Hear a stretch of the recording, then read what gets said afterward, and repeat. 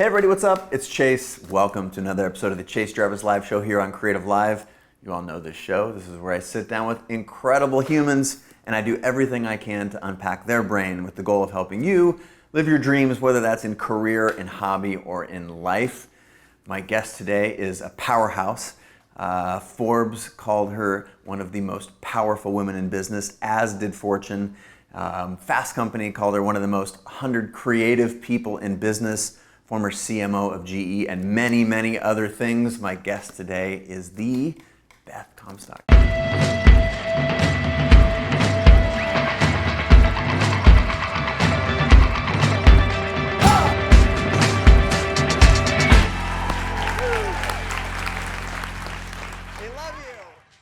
Congratulations. Hey Chase, thanks for having me. Thank you so much for being on the show. Happy to be here. Long time coming. Yeah. And congratulations. Thank on you. the new book. Yes, it's We're my gonna little cover, baby. We're going to cover, gorgeous cover by the way. Yeah, I'm really happy with it. Rodrigo Corral's the artist. He's Rodrigo amazing. Corral. Well, we're going to cover a lot of ground. Of course, Imagine It Forward, courage, creativity, and the power of change. There's a lot of themes that your book covers that are super relevant to our audience, whether they're, I like to think of the groups of people who watch this show as kind of two compartments, really. There are people who understand the value of creativity, entrepreneurship, building things they've started. They identify with that, and they're trying to move on and upward in their career, their journey. And then there's the people who are just starting to figure out. And so it's part inspiration. We want to add a lot of sort of tactical things in there. And one of the things that I loved about your book, I'm going to sneak peeks at the galley here, which is night and day. Yes, night and day, gorgeous. But my copy is all dog-eared and whatnot. So let's start with the title. I think I was enamored with the title. I think a lot goes into naming something. Yeah. Words matter. So when you chose to write a book, why did you name it Imagine It Forward? Yeah, well, it was quite a process to name it. I mean, because one, I've learned when you do something yourself, you're too close to it, and maybe you're not the best judge. Yes. I don't know, I had dozens and dozens and dozens of titles. But imagination has always been important to me, and as I've had a business career and life, and I actually feel business doesn't value imagination enough. Yeah. And that was the reason I was writing it. Other titles, like I kept toying around with this idea of permission granted, because there's a big theme about giving yourself permission.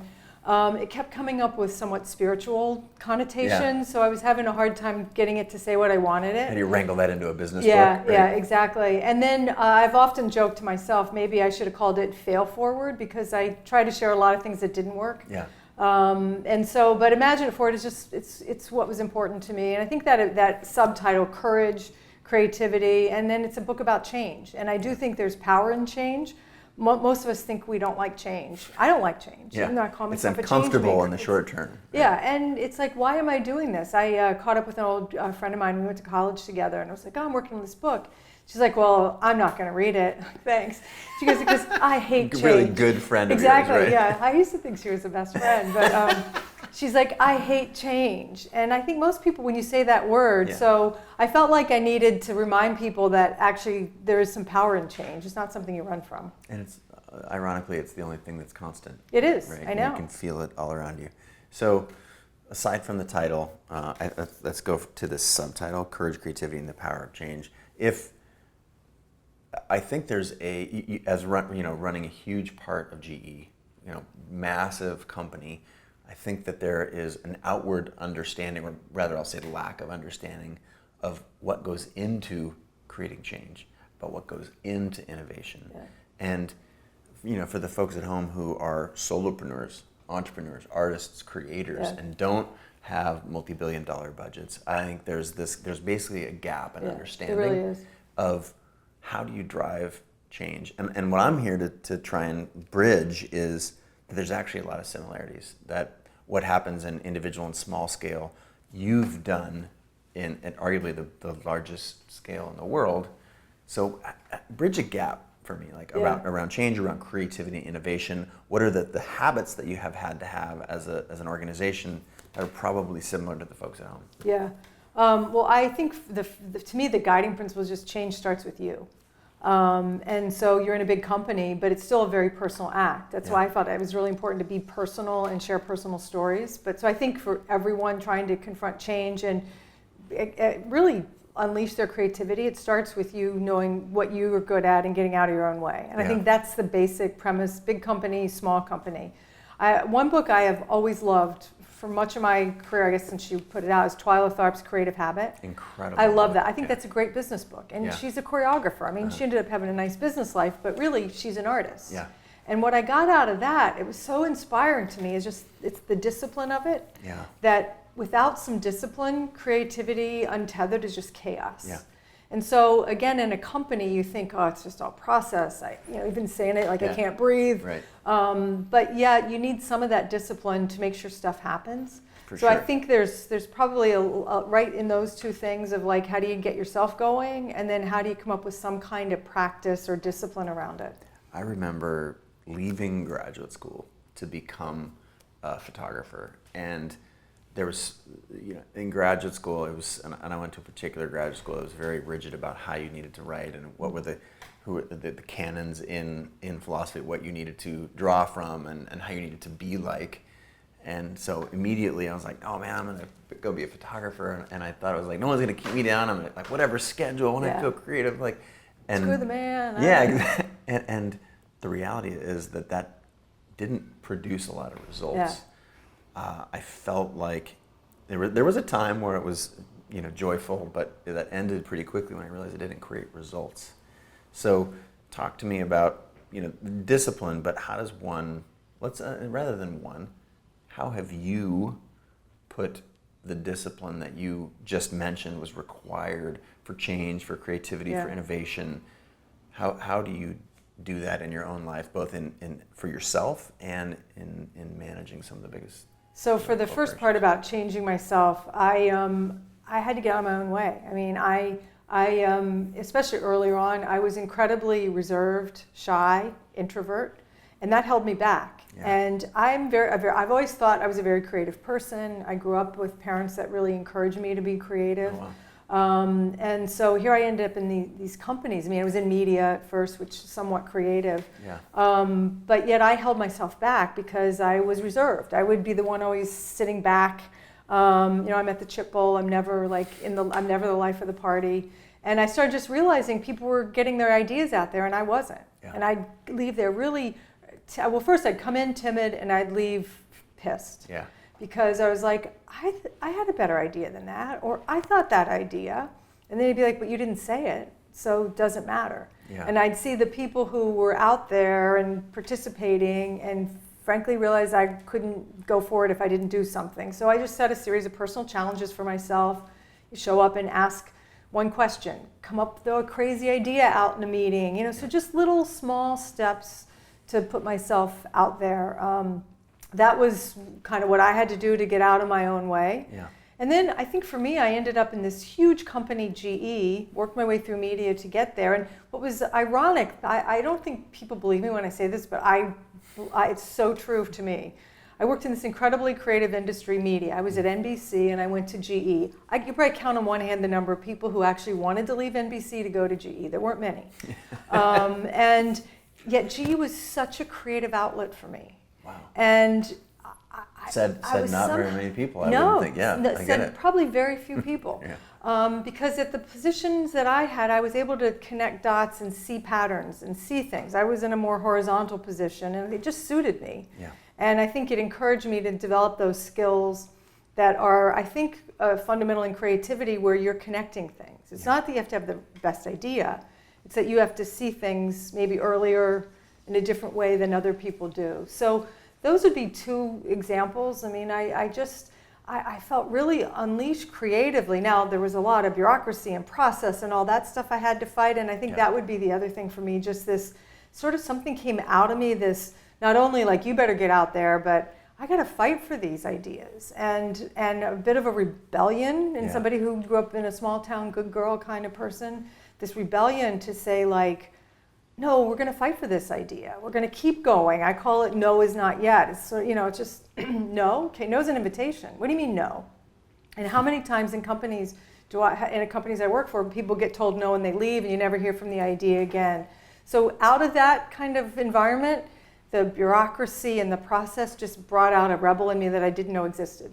There's some tenacity in there too, and grit. Yeah, for a shy person, right? Yeah. It's sort of, it's tension. I want to unpack a bunch of things that you said. I also want to take a small tangent, which is I love the work of the artist Christo, and I just randomly had dinner seated next to him not too long ago. What a thrill! Yeah, sushi. He's a character at a sushi restaurant in the Lower East Side, and the project that he did in Central Park, I heard that his approach, and this is a rumor, I didn't get this from his mouth, but that it took 23 years in the making when did the, I think it was called Bridges or Gates. It was all the orange. Yeah, exactly, Gates or Bridges. And that managing through the bureaucracy, he looked at that as part of his creative process. Oh, because if he didn't, he would have gone mad and wouldn't have got things accomplished. So it really dials into your, like, no isn't no, it's not now or not yet. Or you can be Kafka or you can be Christo, maybe is what I'm taking from that, right? Either K, right? Yeah. I guess. The idea that you could manage, you could be tenacious inside of an organization, I don't think that's a widely held belief. Yeah. So I want to go back to something you said, 2 paragraphs before that, which is like I set up a series of small challenges for myself. And as the shy person who, as you said, would hang out by the chip bowl, you glossed over a couple of them, but there are thousands of people at home who are listening and watching right now saying, like, I need that. So just, I'm going to digress for just a second. Like, what are some of these things? And you flew through a couple, but lay them out for us. Like, what does it actually mean to break through and to try and get your ideas out there? Well, the first thing is just to just put them out there and realize they're temporal. You one idea today, you have another one tomorrow, 5 minutes later, and if you're like me, you overthink things, and so you imagine you have to go with this beautiful little gem here, Chase. I'm going to give you. It's this well-crafted. Thank you so much. And meanwhile, everybody's on to the next thing. Yeah. So I overthink, and then, like, I put too much emphasis on it. So I had to learn that the ideas are just ephemeral. They go, then they're gone, and then you move on to the next thing. So don't overthink it. Okay. 2, like, do your homework. Don't just, I actually don't like that advice where people say, well, just show up and say anything so people know you were in the meeting. Well, like, I think that's kind of dumb advice, because what if you say something really dumb? Just to get your voice out there. Right. So every time person X talks, it's very dumb. Exactly. That's not going to get you We're very not far. inviting her to the meeting anymore. So I think you have to do your homework. Obviously, you have to come in and say, all right, this is the topic. I have ideas about X, and feel confident about them. And that, I think, leads to the third thing is know your strength. So if I walk into a meeting on GAAP accounting, I doubt I'm going to feel very confident that I'm going to give you a creative idea. Creative accounting is one of the fields that we don't want. Especially in GAAP accounting. And I know I did not do well in accounting, but I go in as marketer. Okay, that's my strength. What does the market say? What are the insights? What are the trends? When you go with your base of strength, it gives you confidence. And the GAAP accounting people can't argue with your marketing. Your marketing, because they're not in marketing. Although in marketing, a lot of people think they are.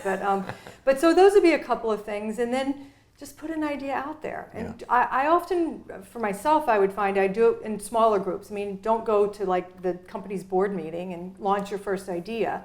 Do it with a smaller group. Maybe just a group of folks you go to lunch with, and say, hey, what do you think of this idea? Give me some feedback. So those are just really what I came to learn about change and innovation. Is it's like a diet.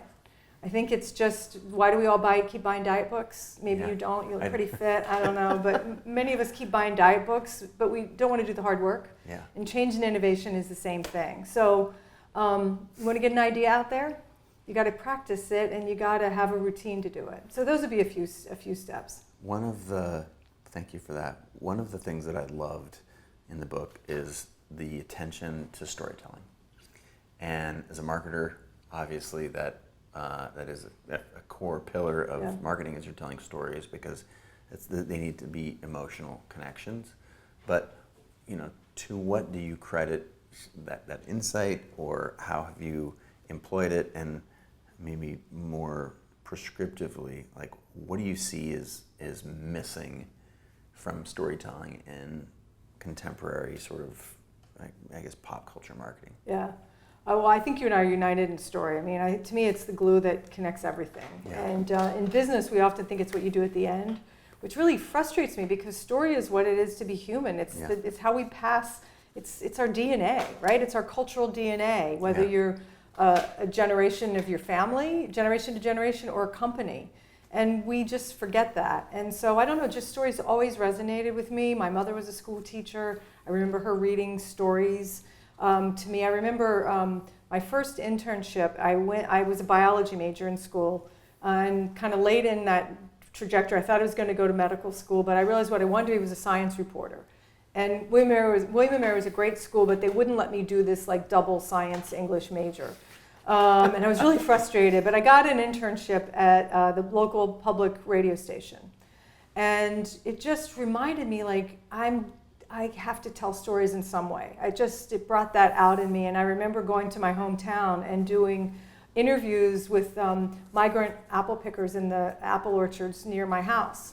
And they were singing these beautiful songs of, that sort of passed the day away. So I found those moments, and I was like, I want to be part of this. And for me, I wanted to tell stories about science. And in the end, I got to do that at GE, even though I wasn't a reporter and I wasn't very good in front of the camera. Eventually, I got to do that. And so in some way, I think story's just always been what's pushed me forward, because it's how you make a connection. I know your story. You were a photographer. Yeah. You studied philosophy. I have a connection with you now, rather than just, hey, you're Chase. This you're famous. And what is it about story? I think we know it's important. We think it's soft. We think we're not good at telling stories. Like, I'm not good at telling jokes, but I probably am better than I think. But we think we're not good at it. Yeah. And I think in today's world, just everything moves so fast. And we think that you have to be able to tell a story in 140 characters, and we're not Ernest Hemingway. We don't.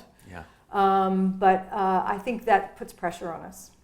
Well, that's, for what it's worth, that's one of the reasons that this show is what it is. And you've done a lot of TV, a lot of speaking, and as have I. And you know that you're lucky if you have a 4-minute segment. That feels like an eternity in television. It's rare. Yeah, and to capture, it's more like 90 seconds or 120, and to capture this little soundbitey thing. I get it. There's a culture that's moving fast, but there's also the rise of sort of podcasts, for example. I think that taps into something deeply human. Yeah. And of course, it's nice to be able to pop in your ears and go about your day, but I think you're right. Yeah, the utility is less. It's less about the utility of being able to listen rather than watch, and a lot more about the emotional connection that a story makes. Yeah.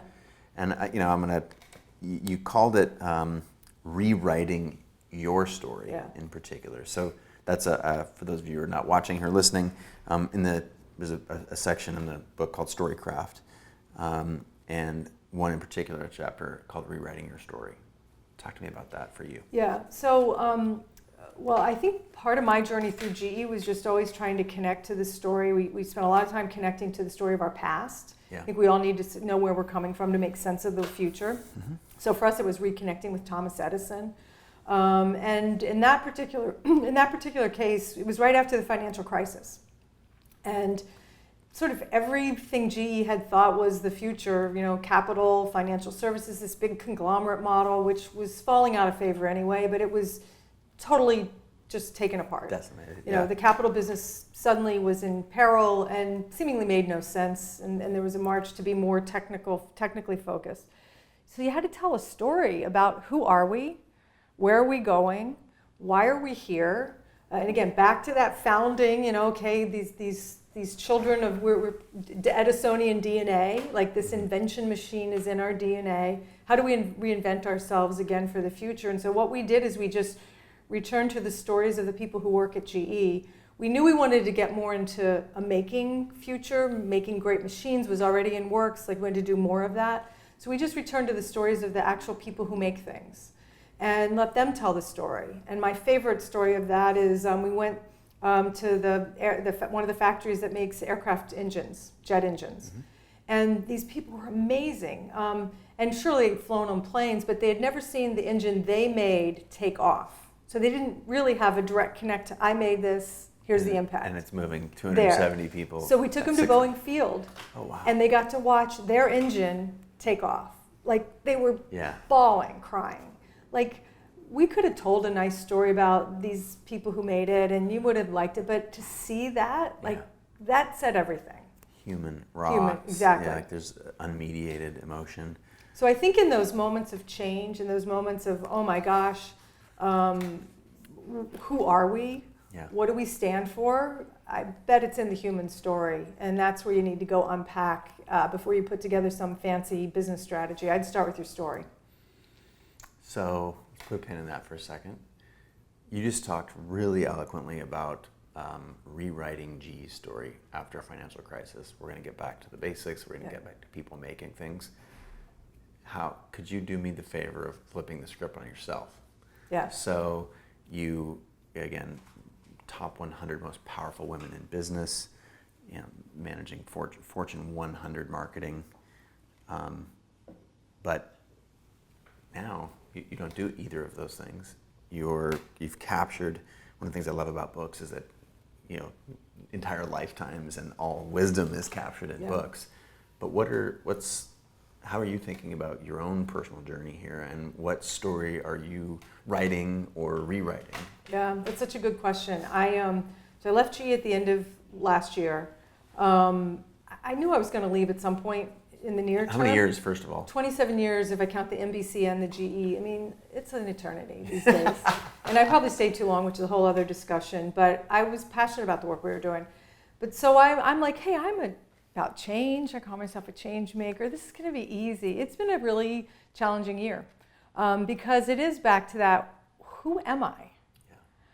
What am I? These are fundamental Fundamental questions. And simple things get reinforced. Another friend said, I remember going to, like, how do I introduce you anymore?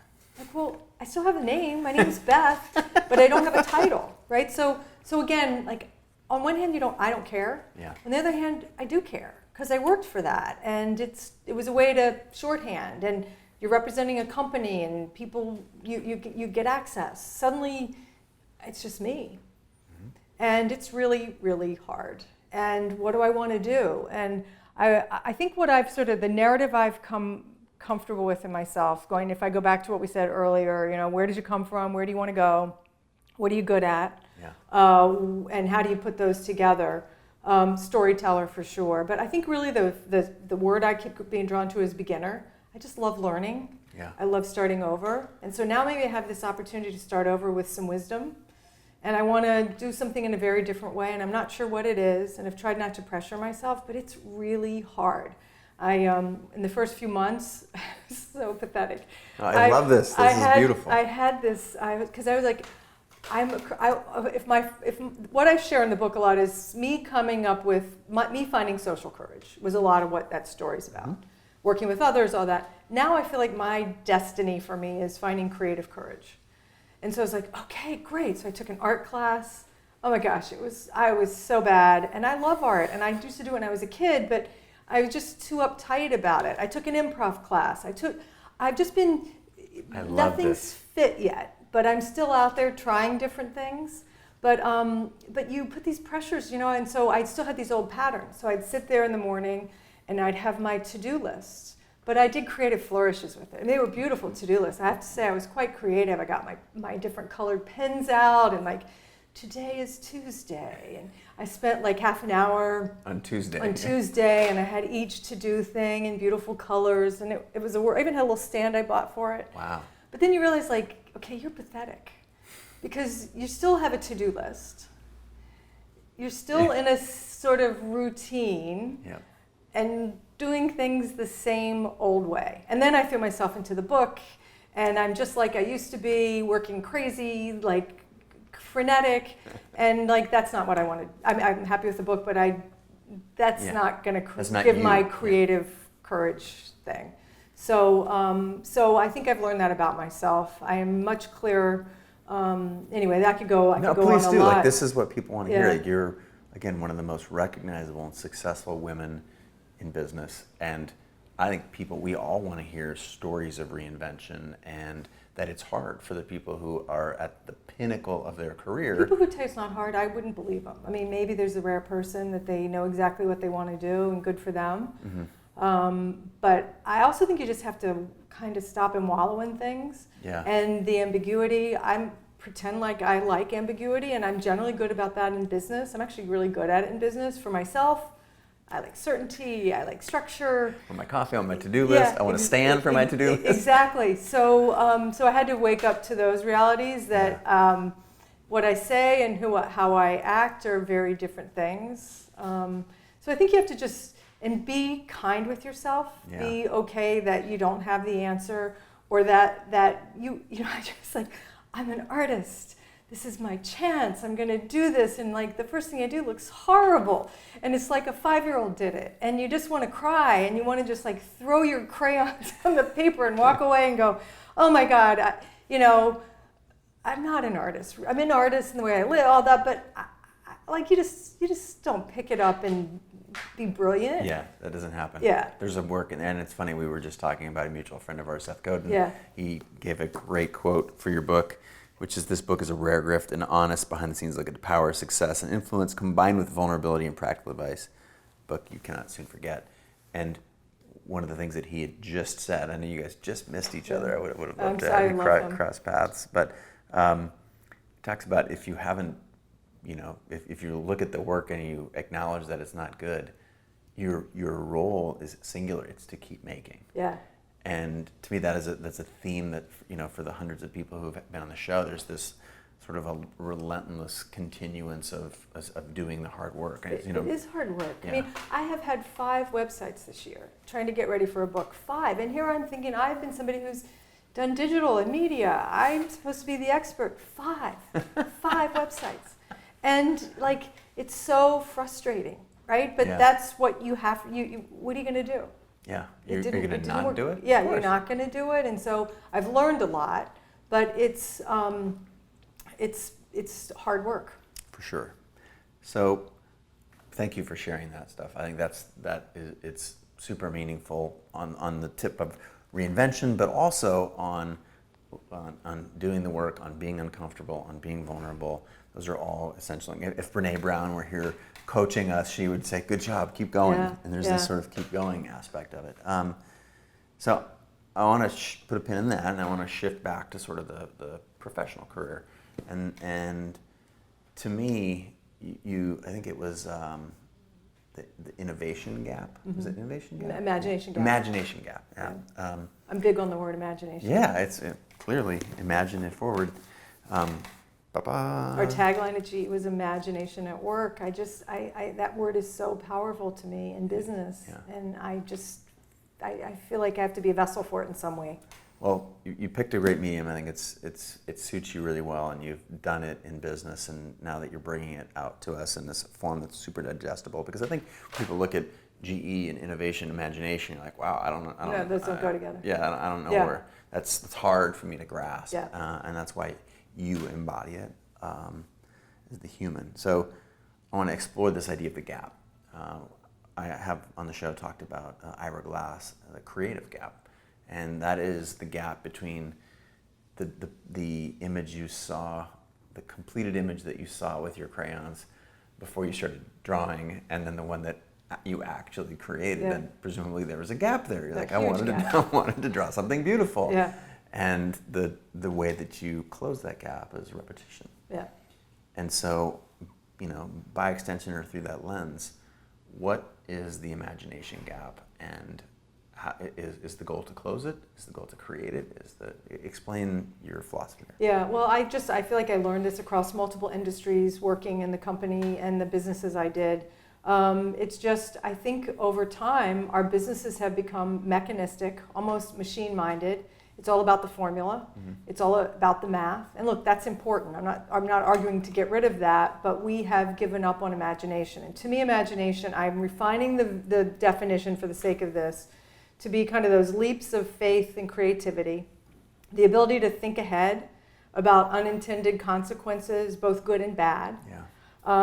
The ability to wallow in ambiguity and be okay not knowing the answer. And I really worry in business, especially the bigger a company gets, when it goes public, there's that pressure of just repeatable precision, certainty. All of our models for business's future are based on the past. And so we're not ready for these disruptions. I mean, remember in 2000, right after 9/11, and Black Swan as a concept came out, the book came out, and the concept, these 100-year, 1,000-year, how many of those have we seen since then? Like every day. Yeah. And yet we're still believing in business we are in a risk-free environment where our job is to mitigate and rid us of risk. Imagination in that kind of practice in business says you're ready for it. Yeah. You figure out how do you make it work because you're not going to get rid of it. And I'm actually worried. I'm really worried. I share a story in the book about I was invited to speak at the CIA. I loved that. I wasn't. I'm sure I wasn't. You approached the podium. You're like, why is she here? And you're probably still saying, like, why was she here? No, I love that. I love that. But I was really important. They helped me make my point because you recall after 9/11, the 9/11 Commission said the CIA had suffered a failure of imagination because they couldn't imagine that some of the forces that were happening with terrorism, it was a more distributed terrorism world, and they were going in their old models of doing it. Well, business is exactly the same. And so how do we get more of that in it? It's education. I mean, it's what you're doing with Creative Live, right? I mean, the reality is I worry a little bit. I'm glad everybody's learning to code. I think that's important, but where are the critical thinking skills, the judgment, the ability to think expansively, to be okay not knowing the answer? We're not certainly training people in work to do that, and I don't think we're training people in secondary and college education to do that either. Yeah, the STEAM versus STEM, and I think that's a really maybe prudent time to inject. So Jack Ma, obviously what Alibaba, whatever, multi-billionaire, one of the richest people on the planet. He was asked at the World Economic Forum, about education. And I'm radically paraphrasing, but it was like, look, you people don't understand it. Like, the coding ship has sailed. Yeah. The machines are going to be writing code for the machines. Yeah. And right now people are going to have jobs. Yeah, right now we already have a robot with 2 arms, and when the right arm learns something, it writes code on the fly for the left arm. Yeah. And so what my kids are learning is about creativity. Yeah, it's about painting and artistry. I'm really fat. My kids are grown. Hopefully, I did somewhat a decent job on that. But what are you exposing them to? What are you teaching them? So, I think that the way I don't have kids myself, but at Creative Live, I think we largely serve people who have already identified as creator. But as I said at the early part of the show, there's a whole subset of people who we're trying to inspire them. What we realize is that you have to be inspired before learning, or we can so interesting. Curiosity in there. And so if people I don't know what it feels like to be inspired, okay, what are you curious about? Oh, curious about. And don't make this a big thing. When you see a thread that makes you want to pull out, what does that thread look like? And then as soon as you pull, do you feel more excited or less excited? Yeah. And so there's this inspiration piece, in large part. We find that people consume, we've had billions and billions of minutes, if we're using Creative Live as an example, billions and billions of minutes of education consumed on the platform, and there's a lot of it that's exploratory. And I want to go here to this concept that you have in the book about discovery. Yeah. It's very similar. It's you have to actually play. Think about the doodles that you did on, making your to-do list, and they were beautiful. Yeah, we can discredit them for their functionality, but you can say that they're beautiful. Yeah. But a way in which they were useful, which is both different than sort of, the other two. Useful is that it was play. Yeah, yeah. And that is such a word you don't hear at work for sure. Right. Right. Yeah, and so that's the way that. I think what we're experimenting with is there are people who come to the platform and they identify with the thing, and we want to give them all that, but we also show them just enough of other things where they can play and move laterally. Yeah. For me, I have to, in order to have breakthroughs, I have to go through this process of being sort of bored or frustrated. And to say bored, it's mostly okay, I'm just doing this thing. Why am I doing it? It's awareness, really. And then I need to say, oh, now it's my job to play. And immediately when I use those words? I do. I use play, and this is after a book that a friend of mine wrote named Charlie Hone, and it's called Play It Away. And it has a lot to do with anxiety. And if you actually tap into some of these things that when you were a kid, it's just this big unlock. And you don't have to know everything. What you have to know is what to do now, and then now, and then how about now? Yeah. And if you're oriented toward play and experimentation, that's why, when you talk about the imagination gap, what you're doing is that's a muscle. Yeah. Creativity is a habit, not a skill. Yeah. And so what can you do to put yourself, like think of the other muscles that you want to build. You put those under duress, small duress, not like you're not going out on the Olympic stage.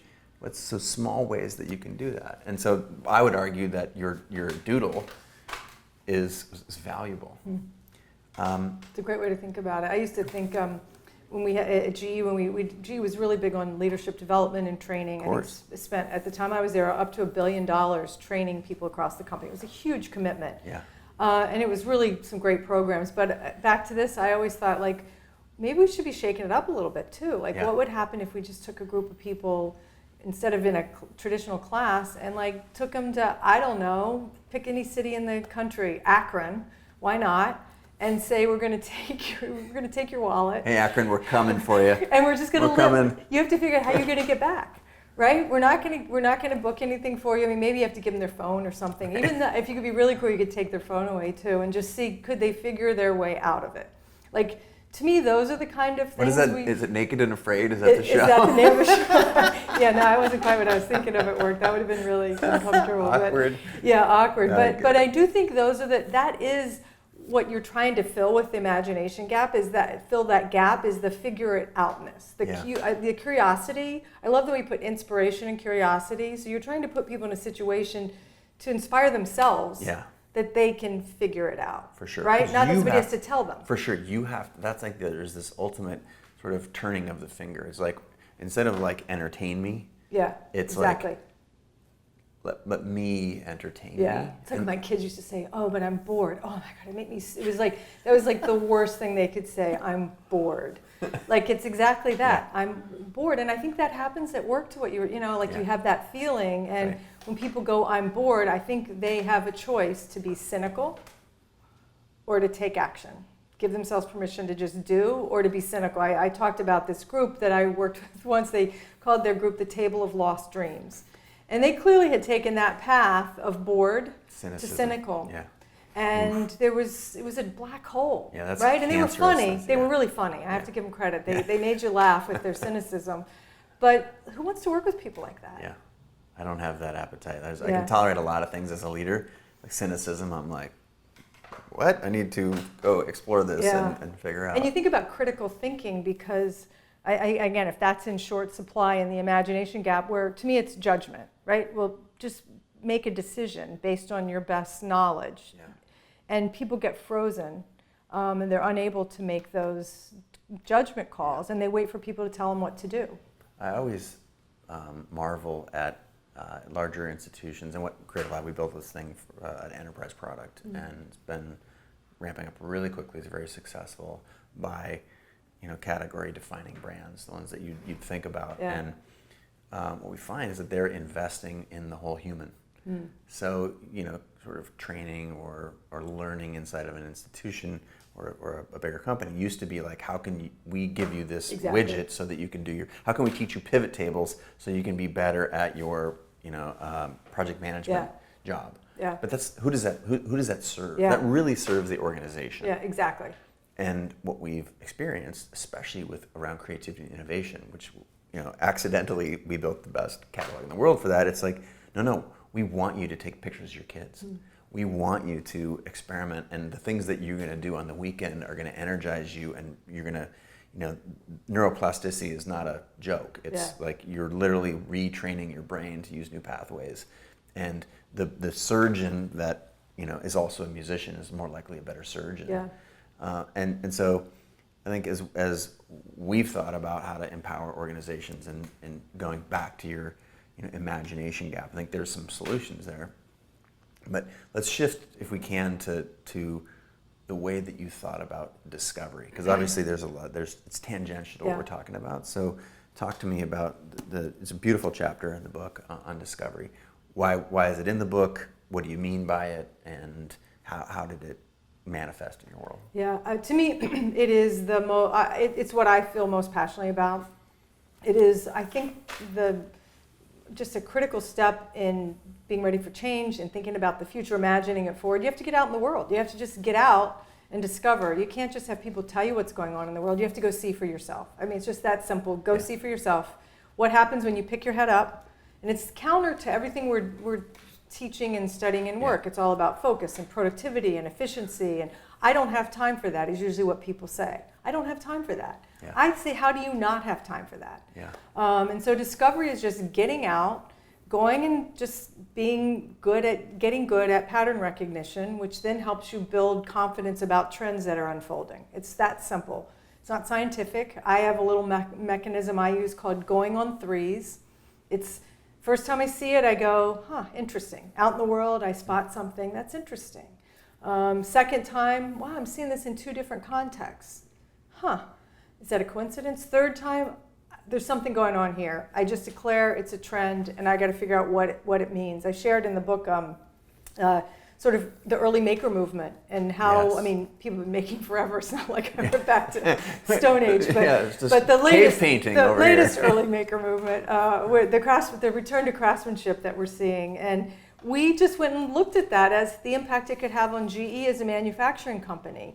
And now you could say, oh, that's cute. You know, we went to Makerspace, Brie Pettis' place in Brooklyn. You can say, oh, isn't that cute? Like, they're making these things. Then you go, well, wait a minute, that's cute, but they're making solar panels and water purification, and people are going to be living off the grid making these things. That's vertical farming. Exactly. That potentially could disrupt us. Yeah. How do we, and they're doing it faster, cheaper, potentially better. How do we understand that? So I think part of your challenge in discovery is not just to be the person in the company who's like the cool kid who's always like, I got the trendiest thing. Let me tell you, it's how might this trend impact us? Yeah. And so you don't have to pay attention to everything, but you do have to sort of do that translation function a bit. Do you have an example of something that you've recently seen in threes beside the maker movement's a great example because I think you're like, wait a minute, maker movement, maker bot, maker. There's like it's become a pop culture term, even though making has been around, as you said, forever. Since the Stone Age. Yeah, I mean, I think it's interesting. A couple of things I'm sort of trend watching on. I think people are seeking out more analog experiences. Yeah. We're inundated with digital, and I believe, and I'm seeing enough trends now that people are going to pay a premium to have experiences created for them, that people take away their phone, create something else. Yeah. We're already seeing that in some cases. So I mean, really intrigued by that. Yeah. Today at Apple is a great example. Super brave, bringing people together to create in stores at Apple. Yeah. I volunteer that because. Was that right? Yeah. Just was a part of it, but I think the concept of analog. Keep going on this because I think it's powerful. So that I'm not sure where it goes, but it's on my radar. Since I'm no longer employed, and I'm in the world of people who have side hustles and different definitions of themselves. I'm really just for myself and others seeing this growing trend of professional fluidity, and we don't just want one title. We don't want just one job that we're doing, and our company's going to be good at that. Probably not on the path we're on. So does that mean we're all going to leave companies? Yeah. Right now, on the 5 websites I've built, I'm getting great talent. It's not the people who were bad, it was me. But I'm able to access amazing talent of people who are frustrated in their day job, or they're not able to express themselves in the way they want to. And so I think that's a growing trend that maybe has already existed and I'm just catching up with it. But I think for established companies, it's definitely, and probably people who are part of the Creative Live community, that's why they're here, is they want to hone those skills. They consider themselves a hyphen. Yeah, it used to be like, well, you can't say that many things about who you are. And now it's like, oh, you're a YouTuber, you're a creator, you're an entrepreneur, you're bam, bam, bam, bam. And to me, that's not only is that not going away, it's mainstream. And there's some great data. Like I don't remember, by 2020, half of the American working population is going to have a side hustle. Now that's not 2030 or 2050. That's a year and a half from now. That's amazing. Yeah. And what's that? How many? Half Half. Half. And I don't know what the work, I think it's like 80 million Yeah. or something And some like of it may be the economy, but For I think because you can, Mhm. access to the opportunities Yeah. with digital tools is Yeah. so much better. I think people were inspired by people doing it. I mean, you've got David Solomon running Goldman Sachs, who's a DJ, Yeah. right? So we've now got mainstream examples of people defining themselves as hyphen. Right. And also you mentioned the workplace, you know, how can you do all these things? I also look at education. Like there's institutions that are, you know, made of marble, on hills, covered in ivy, where physical real estate is really important. And I get the analog component of that, but they're also like when you go to school and you learn something, you come out with a thing and it's 4 years. Yeah. Like the reality is that can't possibly keep pace with the rate of change and sort of You can't. reskilling and learning. You So can't. that's the writing on the wall. I think we're about to see 50% of the U.S. colleges will be out of business in the next 10 years. And remember in colleges, many of them still do it. You had this sort of general studies or kind of, I don't even know what they call it these days, but it was kind of like, you don't know what, you go figure it out. And it was kind of looked down on. Like, For sure. We should be having more of those. I mean, if Yes. I could go back and have that even just science and writing together, Yep. like I might have had a much different career path had that been unlocked in me. So I think I'm going to use that to latch onto this term that you do a lot of talking about in the book, which is fear. Yeah. It's, I think the way you say it is, it's not about ideas, because there's lots of ideas. It's about fear. So whether it's you going back to school or someone who's watching and listening, deciding to, you know, take on their next challenge or write a book or draw their to-do list, what role? I think let's talk about it in two ways. One, how does fear manifest itself? Because there's a lot of people who are full-time employees or watching and listening. They want to be inspired to go work Yeah. or take that into their own world. So let's talk about how fear manifests itself in an organization and what you can do about it. And then we'll talk about fear in the individual after that. But for now, how does fear manifest itself in an organization, and what can those organizations do about it? You're a leader, and you've managed through this, so help these people. Yeah, I figure it wish out. I had learned this earlier in my career, because to me, one of the secrets of just life, but certainly business, is that most people are actually really afraid. Yeah. And so they act badly because they're afraid. They're afraid of losing face. They're afraid of losing power. They're afraid of losing a job. They're afraid. Everybody comes to work with some fear of something, being a fraud, not knowing the answer. Yeah. And it just gets manifest at work because it's theater.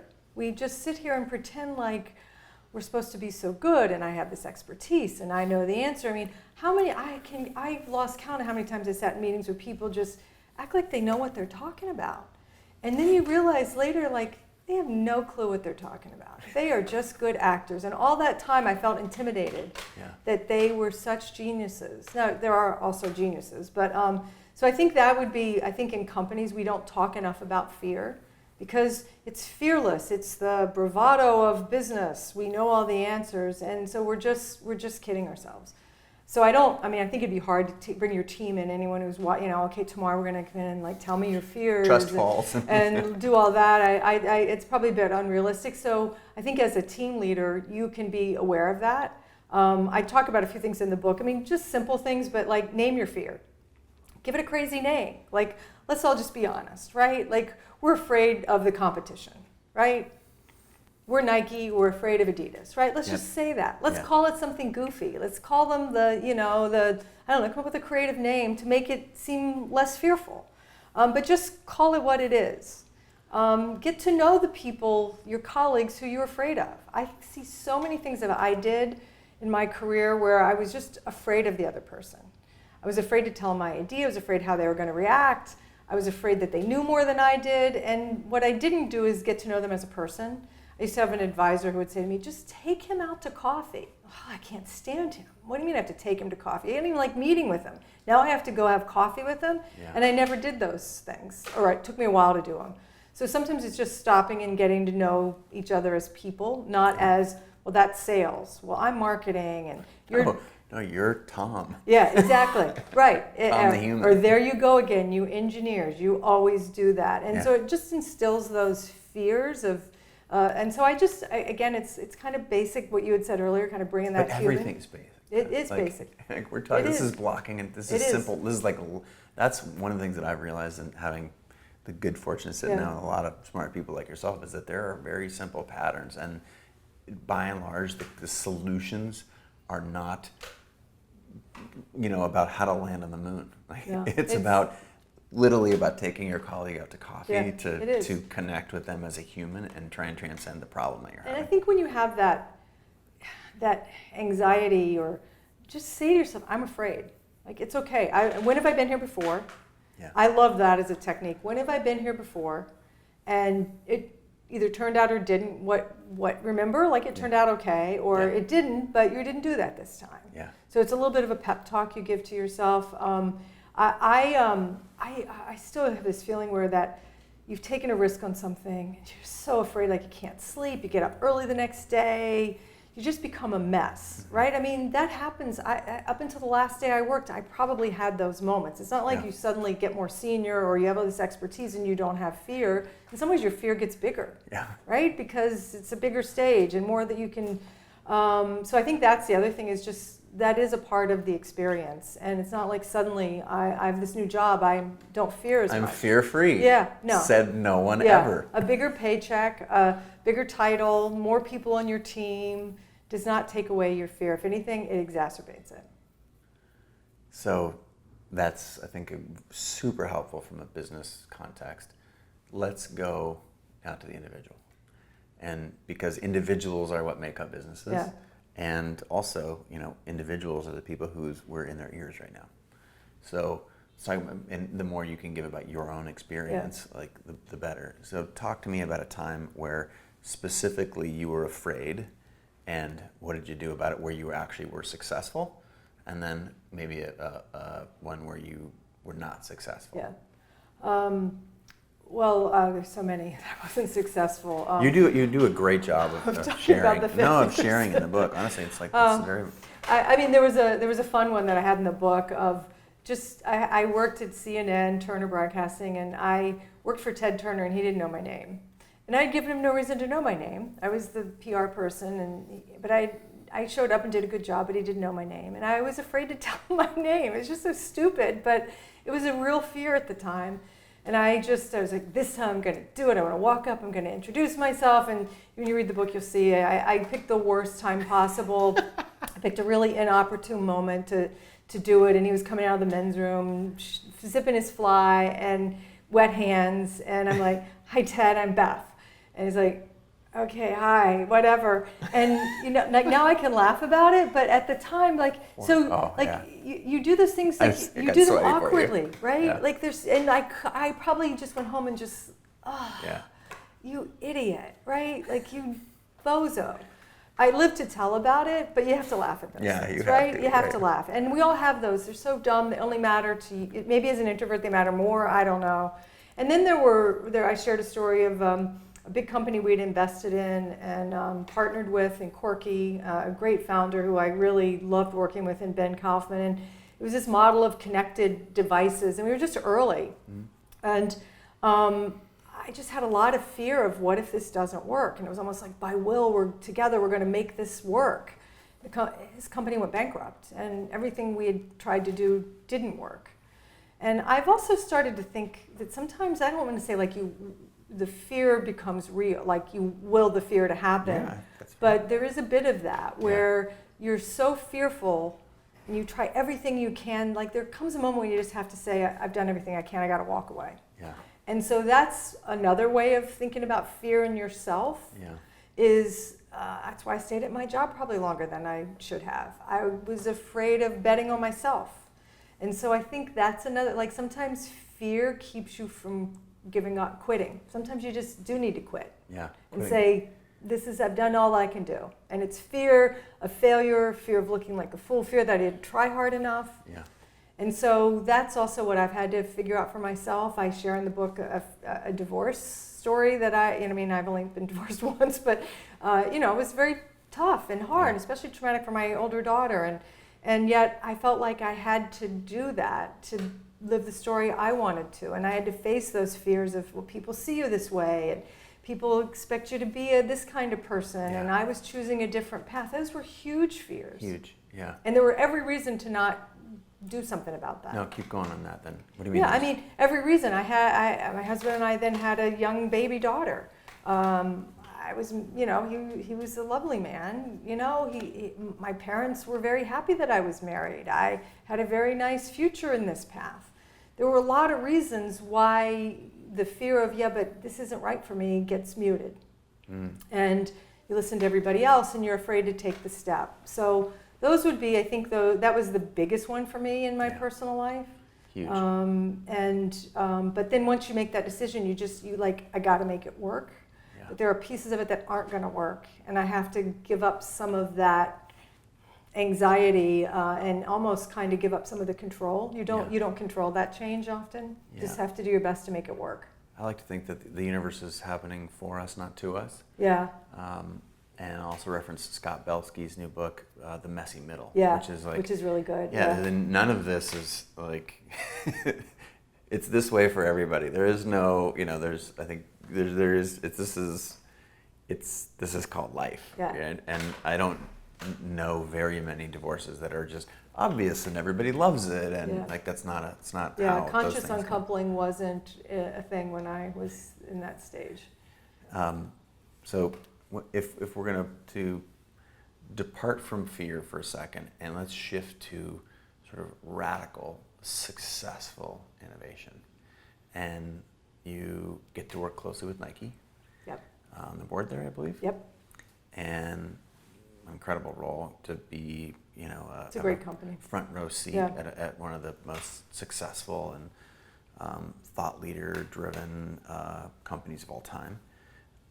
What is it like, and what are the characteristics that you see there that you don't see in other companies? Like, let's talk about your, as a professional business person, your sort of pattern recognition. And my hope is that people at home can take what's happening at Nike and literally apply it to their own design business or interior decorating or whatever. And I understand that one is an enterprise, but I'm looking for the commonalities. I feel like it's been just such a great experience. I've been on the board for 8 years.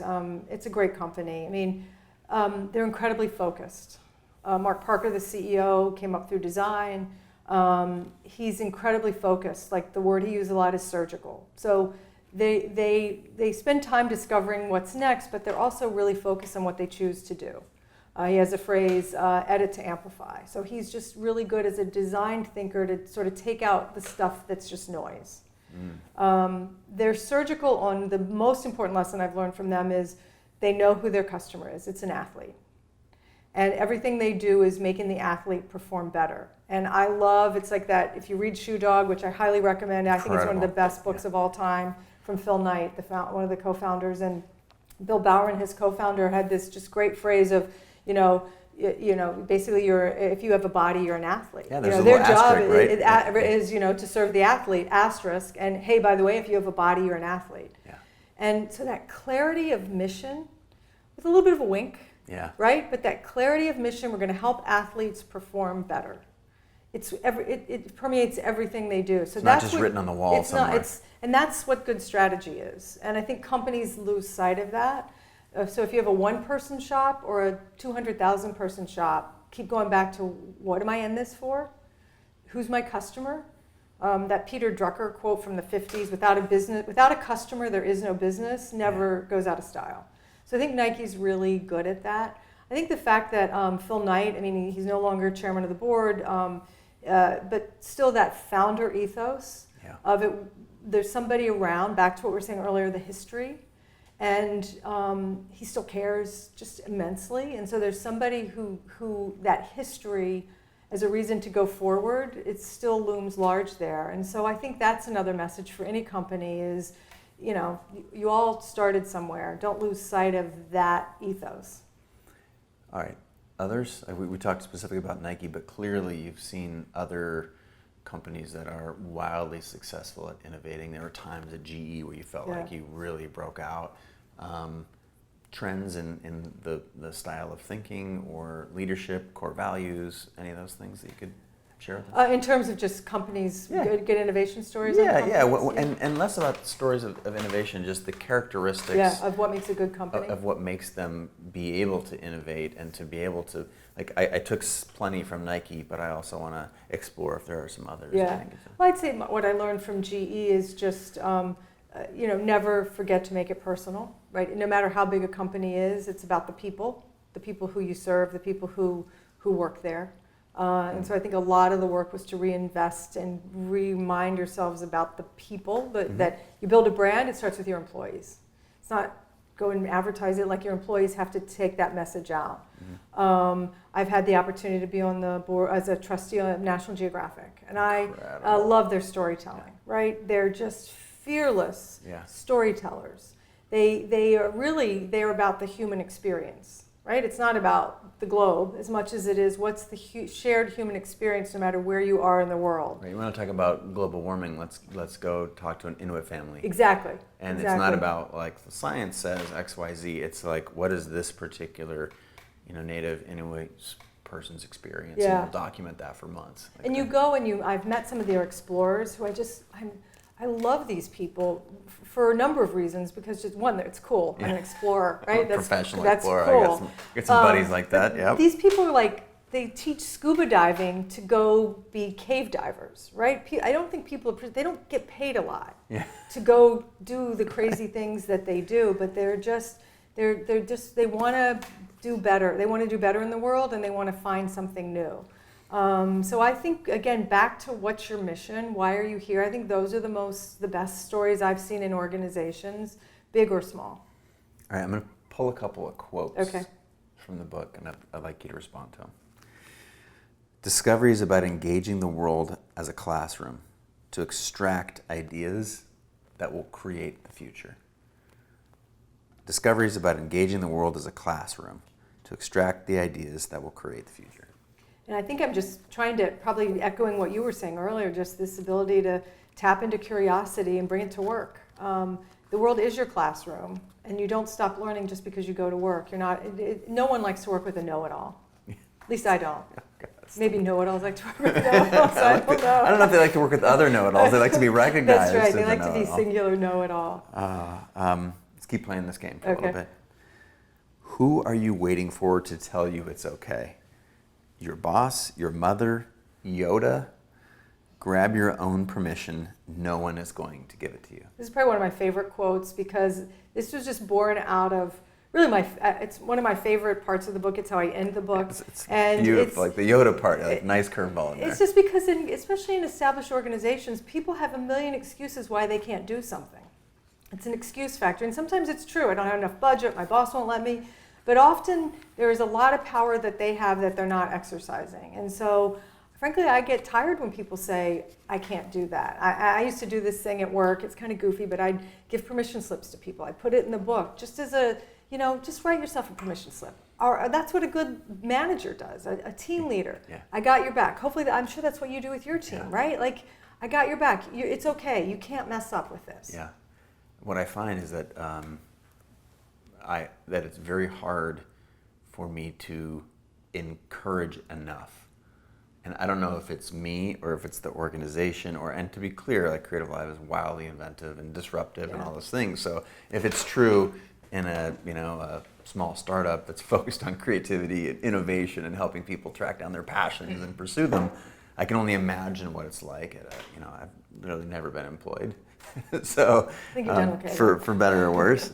But I have very few times, like, given someone permission and then felt like they went too far. Yeah. I think this is it's something to be prescient of. Like, just think about that for a second. And maybe I'm a weird leader, but I don't know if that matches your No, experience. it absolutely matches my experience. I mean, rare case you get people who just, but you can just bring it in. But you're right. People they're afraid they're going to disappoint you. I had that. I would get that kind of feedback. Like, we don't want to disappoint you. Then you have to do soul searching for yourself. Like, wow, what am I signaling that I'm making it so difficult for them? So then it's back to me. Yeah. Right. So you have to be clear what their issue is. One more quote, because I like this game. It's gone well. What we are witnessing is the battle for the future of our businesses.